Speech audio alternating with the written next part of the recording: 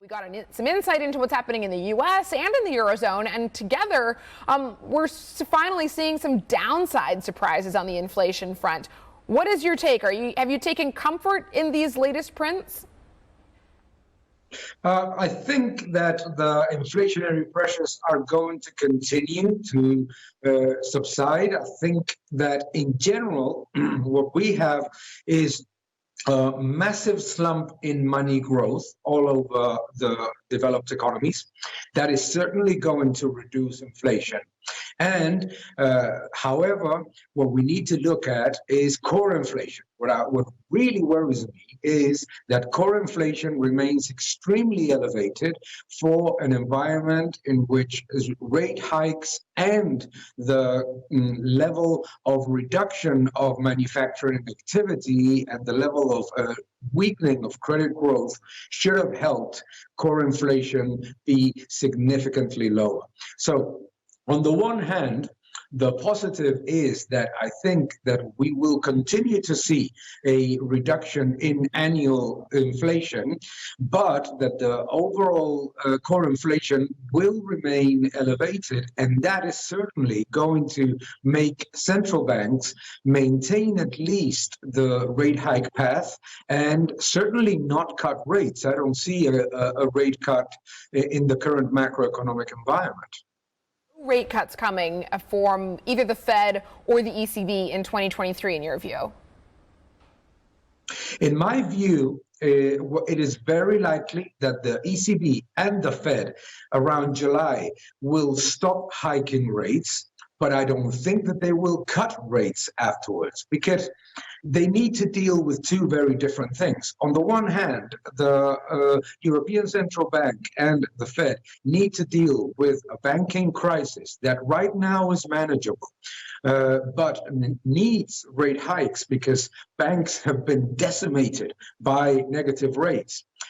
And at the same time, inflationary pressures are going to come down quite fast. However, core inflation is likely to remain elevated. So for central banks, it's being like caught between a rock and a hard place.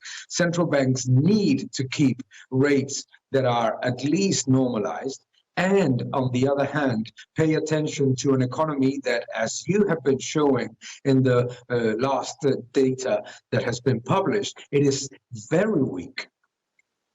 Daniel, does the surprise production cut announcement from OPEC Plus over the weekend change anything about the inflation outlook?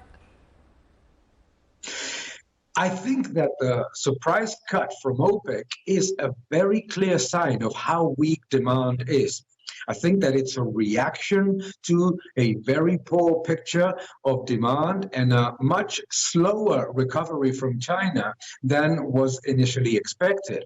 If we think about such a surprising production cut, the reality is that in 2023 and also throughout the last months of 2022, oil prices were weakening despite the fact that China reopened, despite the export cuts from Russia, and despite the geopolitical tensions. So all those things together, added to a manufacturing sector, an industrial sector that is significantly weaker than was previously expected, leads to this production cut.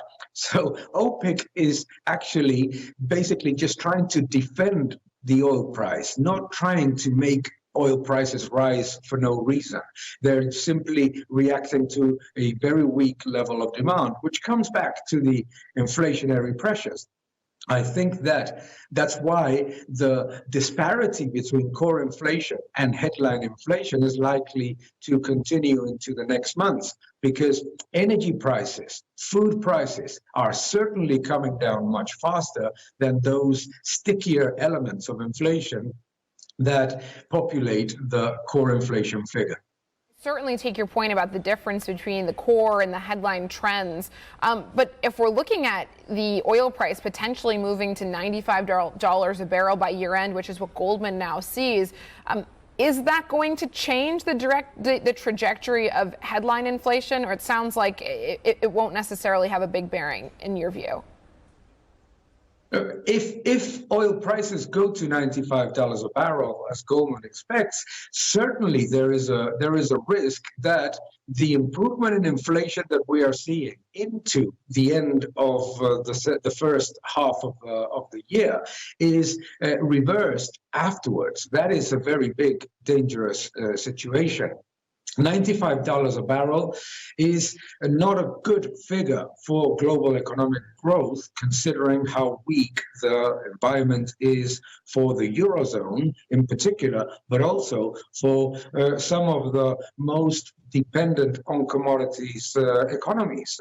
And India is one that I'm thinking of, for example. So I would be quite prudent about that estimate. I think that it's likely that OPEC is simply trying to defend the price more than raising it. But if oil prices reach $95 a barrel, it will have two very negative implications. First, as you very well mentioned, higher inflation.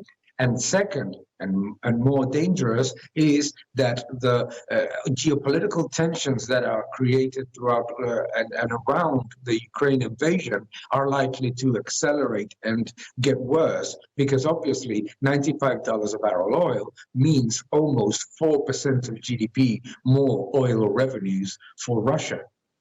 Oh, so many different factors to consider. Great overview of how to think about the higher energy price outlook. Let me switch gears, Daniel, and ask you about earnings.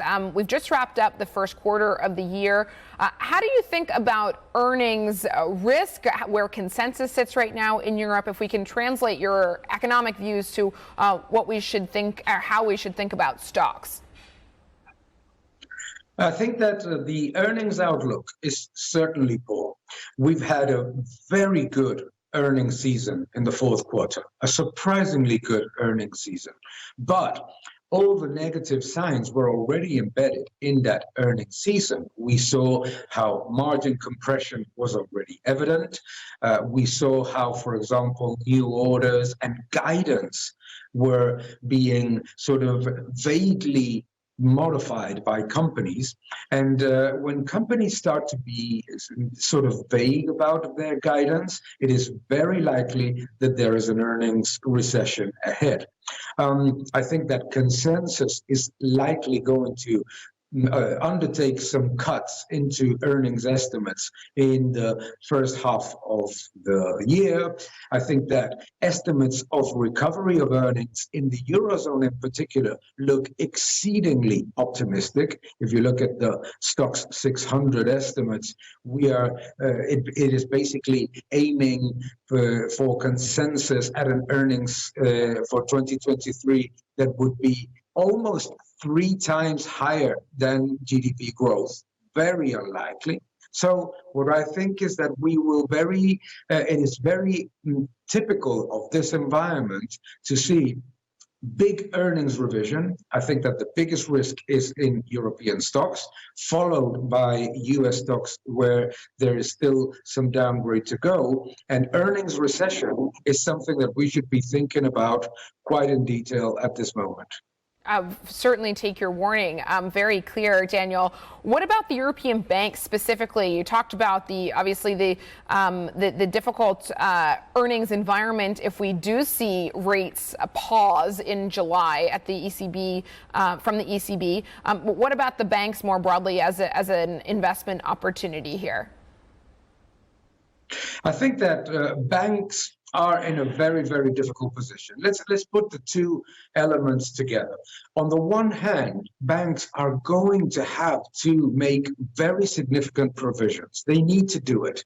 They need to do it because the macroeconomic environment is weakening, because there's going to be a rise in non-performing loans, and also because the investment side of the balance sheet needs some reevaluation. So that is an important factor to at least take a little bit of froth from consensus estimates about banks' earnings estimates.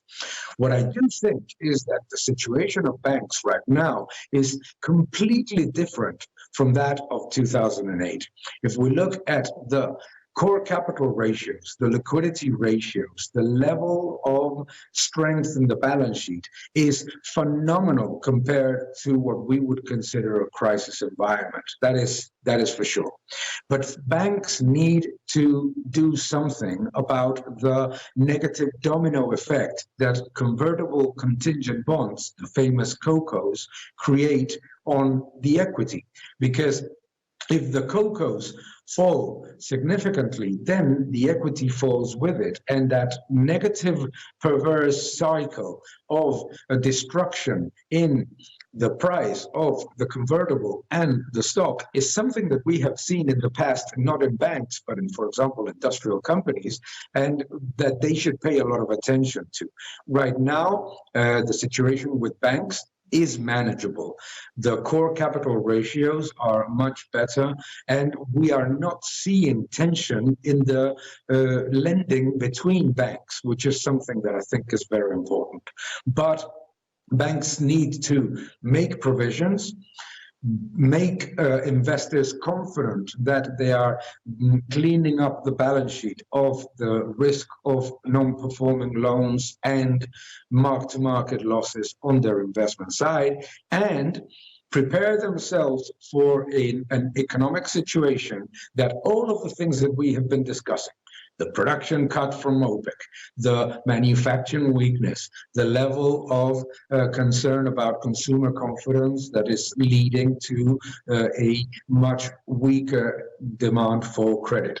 All of those things they need to prepare for, and they need to provide at least the level of confidence that avoids a contagion risk. So in general, I would say that the bank situation right now is manageable, but if we move into negative rates again, and if we forget the lessons from 2008 of managing the contagion risk, then it becomes a very big danger. Very clear, Daniel. Always a pleasure to speak with you. Thanks for joining me this morning. Daniel Lacalle, Chief Economist from Tressis Gestion.